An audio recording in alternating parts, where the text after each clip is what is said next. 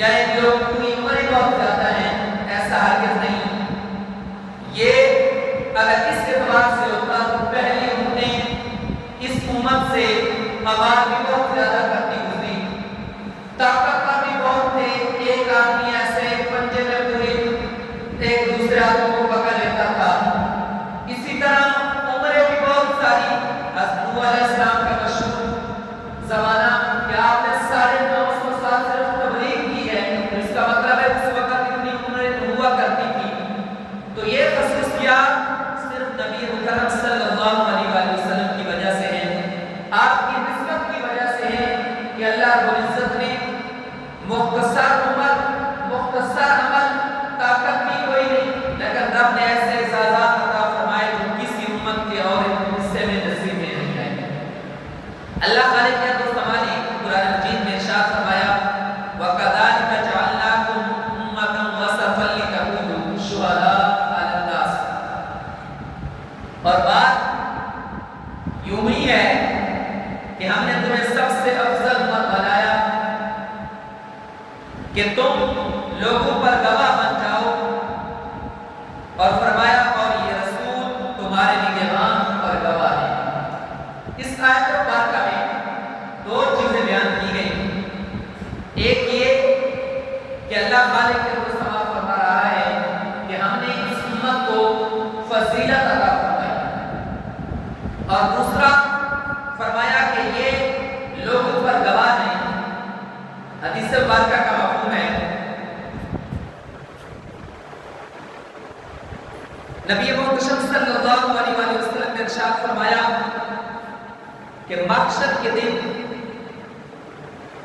کفار سے پوچھا جائے گا کہ کیا تمہارے پاس احکام پہنچانے والے رسول تشریف لائے، تو وہ انکار کر دیں گے۔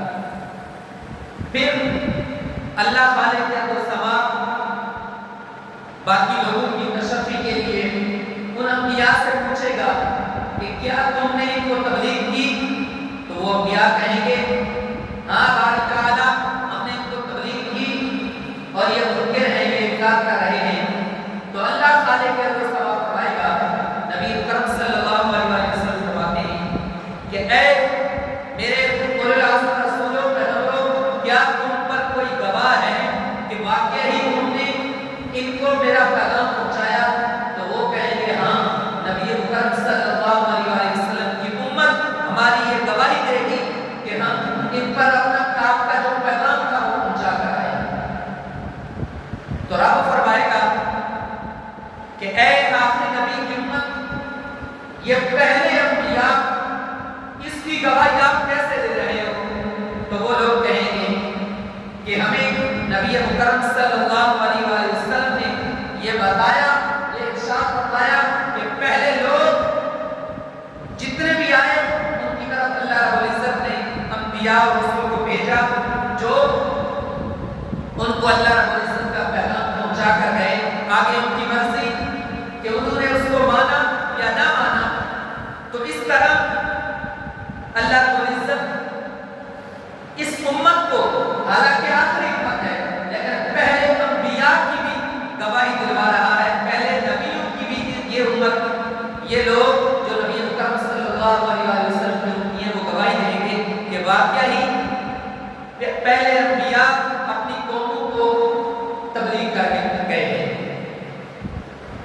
اگر ہم کسی بات پر غور و فکر کریں کہ کتنا بڑا مقام ہے کہ حضرت آدم علیہ السلام سے لے کر حضرت عیسیٰ رسول اللہ تک 1,24,000 کم بیش انبیاء کرام علیہ السلام وہ ہم سے پہلے گزر گئے، ہم نے کسی کو دیکھا نہیں۔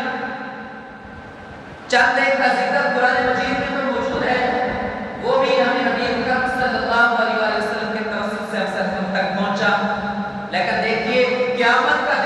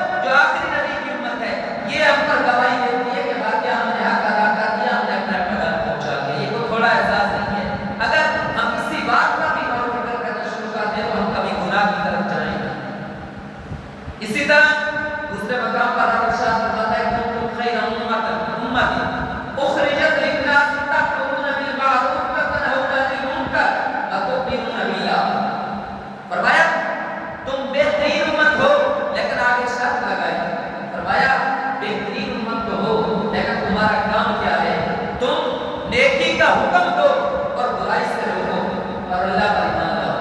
بہترین امت خاصہ تو ہے، ہم اس پر تو فخر کرتے ہیں، لیکن آیت کے اگلے حصے پر عمل نہیں کرتے۔ لوگوں کو حکم دینا تو بڑی دور کی بات ہے، ہم خود اچھے کام نہیں کرتے، ہم خود اپنے آپ کو برائی سے نہیں روکتے۔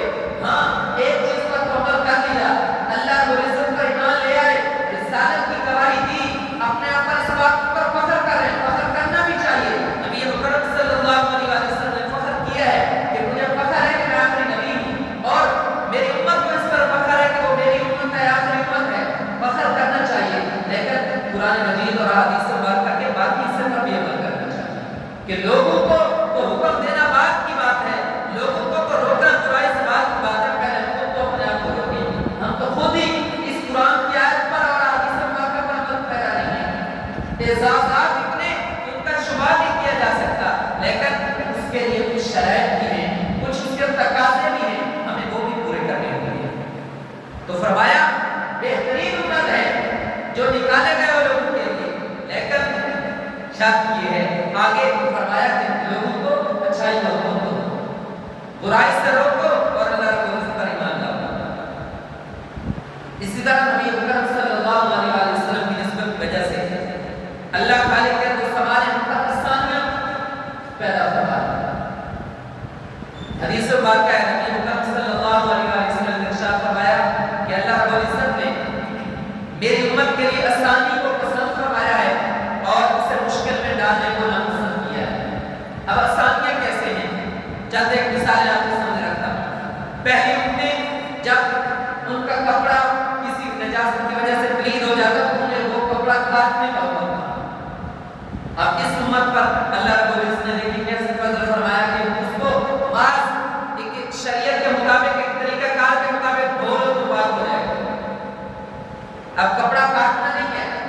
پہلی امتیں اگر کوئی گناہ کرتی تو یا ان کے دروازے پر لکھا جاتا یا چہرے تبدیل ہو جاتے، شکلیں تبدیل ہو جاتی، لیکن دیکھیے نبی اکرم صلی اللہ علیہ وسلم کے صدقے آج ہم میں کون سا ایسا گناہ نہیں جو پہلی امتوں نے گناہ کیا اور ہم میں نہ پایا جا رہا، ہر ایک گناہ اللہ ماشاءاللہ پایا جا رہا ہے۔ اور دیکھیے کوئی کسی کی شکل تبدیل نہیں ہوئی، کسی کے دروازے پر آج تک نہیں لکھا گیا، یہ کیا ہے؟ یہ نبی اکرم صلی اللہ علیہ وسلم کے صدقے اللہ رب العزت کا خاص فضل ہے کہ سارے گناہ کرنے کے باوجود ہمیں یہ کوئی شکلیں بدلنا تو دور کی بات ہے، اللہ رب العزت تو ہمارے ہر کام پہ اگر ہم خود ظاہر کریں تو پردہ بھی ڈالتا ہے، خود کوئی آ کے کہتا ہے کہ تم نے یہ گناہ نہیں کیا ہے۔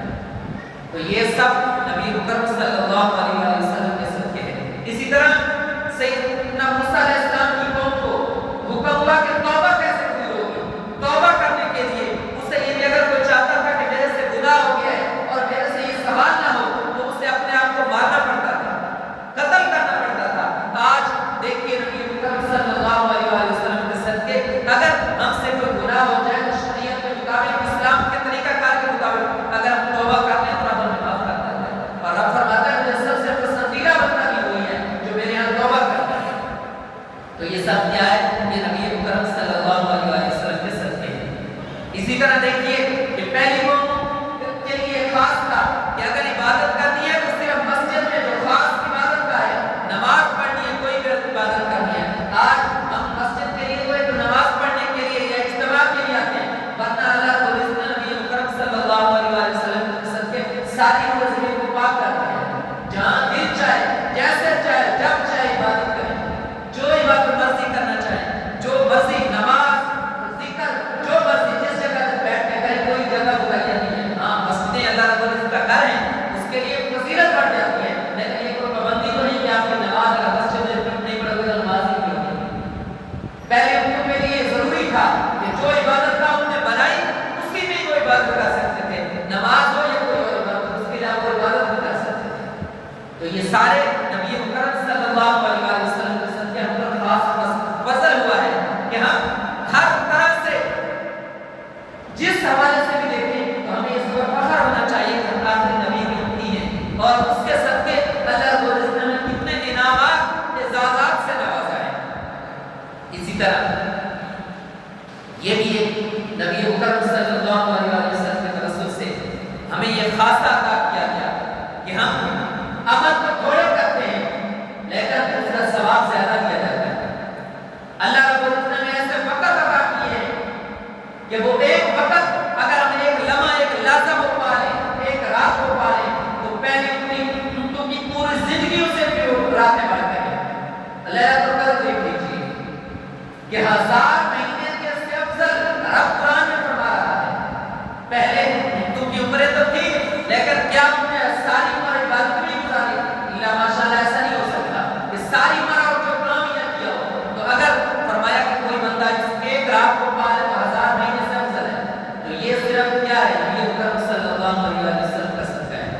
طرح شب قدر، شب برات، رمضان مبارک دیکھ لیجیے کہ ہر لمحہ، ہر دن، ہر رات ایک سے بڑھ کر ہے.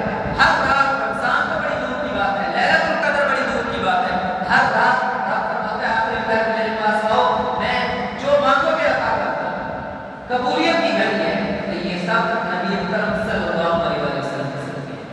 اب ہم دیکھیے کرتے ہیں، رب قرآن میں فرماتا ہے 10 سے لے کر 700 تک اجر، فرمایا اس سے بھی بڑھ کر نیکی ایک کر رہے ہیں. یہ سب کیا ہے؟ نبی اکرم صلی اللہ علیہ وسلم کے صدقے ہیں کہ نیکی ایک ہی کی ہے. پہلی امت نیکی کرتی ہے، ایک کرتی ہے، اجر ایک کا ملتا ہے. ہم نیکی ایک کر رہے ہیں لیکن ثواب 10 کا، 700 کا، بلکہ اس سے بھی بڑھ کے مل رہا ہے. یہ کیا ہے؟ یہ سب نبی اکرم صلی اللہ علیہ وسلم کے صدقے ہیں. اسی طرح ایک حدیث سے بات ہے کہ آخرت میں یہود و نصارہ اللہ رب العزت سے ایک قسم کے مقابلہ کریں گے.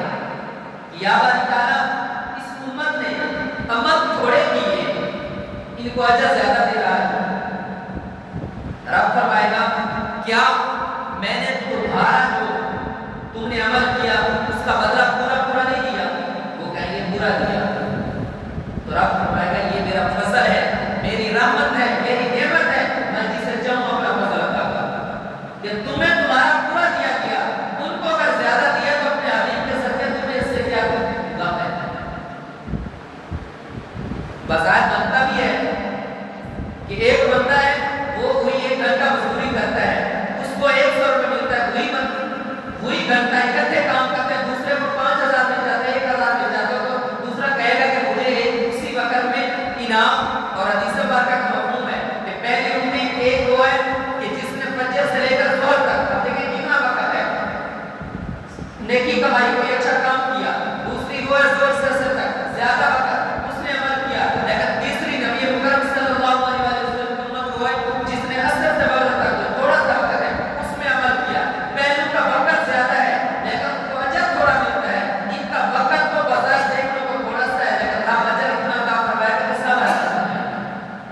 یہ تو دنیا کے ہیں، اخروی دیکھیے کتنے انعامات آپ فرمائے گا. سب سے پہلے جنت میں نبی مکرم صلی اللہ علیہ وسلم کی امت جائے گی. لوگ حتیٰ کہ پریشان ہوں گے، دیکھیں گے کہ یہ کیا ہے. کیوں کہ سب سے پہلے نبی مکرم صلی اللہ علیہ وسلم نے جانا ہے. اور آپ کے صدقے امتوں میں سے سب سے پہلے امت نبی مکرم صلی اللہ علیہ وسلم کی جائے گی. اور قیامت والے دن اس امت کو یہ اعزاز حاصل ہے کہ اس کے چہرے، اس کا پورا بدن اور بالخصوص اعضائے وضو چمکتے ہوں گے. لوگ حیران ہوں گے کہ یہ کیا ہے. حتیٰ کہ ایک حدیث پاک میں آتا ہے کہ وہ امتیں یہ کہیں گی، لوگ کہیں گے کہ اگر یہ تو ایسا لگتا ہے کہ نبوت کا سلسلہ ختم نہ ہو جاتا تو یہ سارے نبی ہوتے.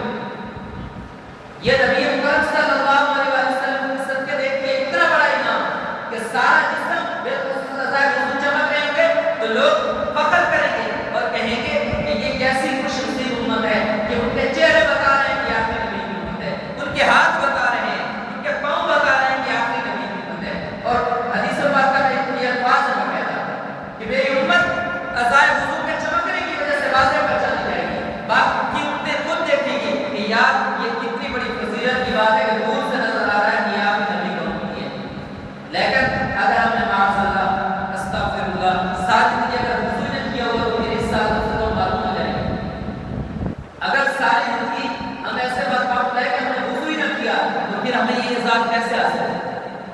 اگرچہ فضائل کو اپنی جگہ ہم پہچانے تو اور طریقوں سے بھی جائیں گے لیکن یہ جو خاصہ نبی مکرم صلی اللہ علیہ وسلم نے عطا فرمایا کہ میری امت دور سے پہچان جائے گی. کیسے؟ کہ اعضائے وضو اس کے چمکتے ہوں گے. اگر ہم اس خوش بختی سے خود اپنے آپ کو معلوم کر لیں تو ہماری خود بدبختی ہے. رب نے تو اور دیکھیے یہ بھی اس امت کا بات